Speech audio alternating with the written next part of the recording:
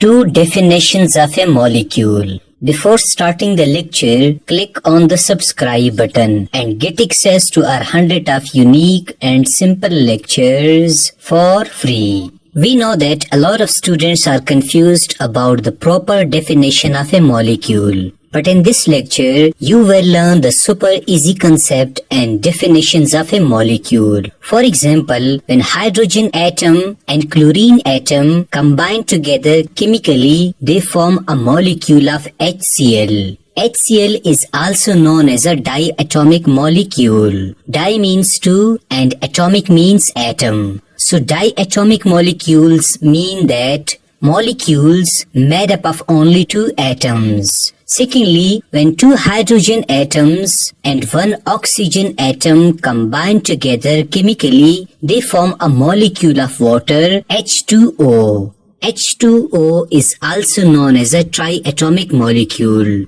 Tri means three and atomic means atom. So triatomic molecules mean that molecules made up of three atoms.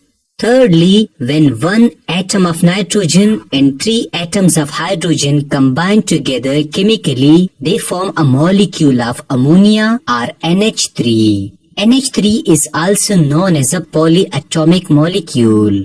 Poly means many and atomic means atom. So polyatomic molecules mean that molecules made up of many atoms. So the first definition of a molecule is when two or more atoms combine together chemically, they form a molecule. Like a diatomic molecule of HCl, a triatomic molecule of H2O, and a polyatomic molecule of NH3. Thus remember that when two or more atoms combine together chemically, they form a molecule. Now the second definition of a molecule is the smallest unit of matter which can exist free or independent in nature is called a molecule. For example, consider water. We know that water is a compound. If we take the smallest unit of a water, it is H2O. H2O can exist free or independent in nature. So H2O is a molecule. Secondly, consider oxygen gas. If I take only one atom of oxygen gas, it doesn't exist free or independent in nature. So one atom of oxygen is not a molecule. If I take two atoms of oxygen, they exist free or independent in nature. So it is a molecule of oxygen. Thus remember that a single atom of oxygen is not a molecule, but two atoms of oxygen combined together chemically is a molecule of oxygen. Thirdly, consider sugar. We know that sugar is a compound. The smallest unit of a sugar is C6H12O6.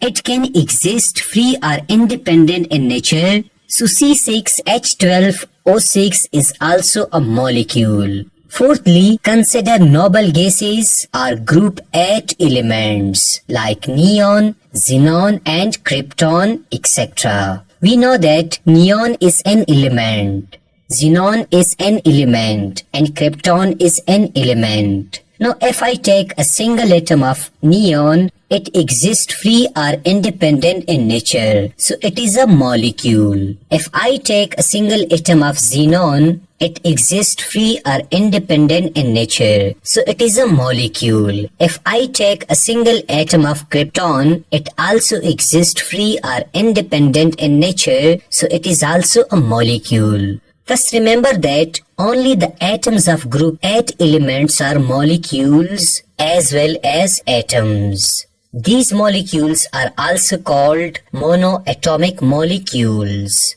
Mono means one and atomic means atom. So monoatomic molecules are molecules that are made up of only one atom like neon, xenon and krypton. Also we learn that molecule is the smallest unit of a compound like water and sugar, and molecule is the smallest unit of only noble gases like neon, xenon and krypton. To summarize my lecture, we learned that when two or more atoms combine together chemically, they form a molecule. Secondly, we learn that molecule is the smallest unit of a matter, either compound or element which exists free or independent in nature.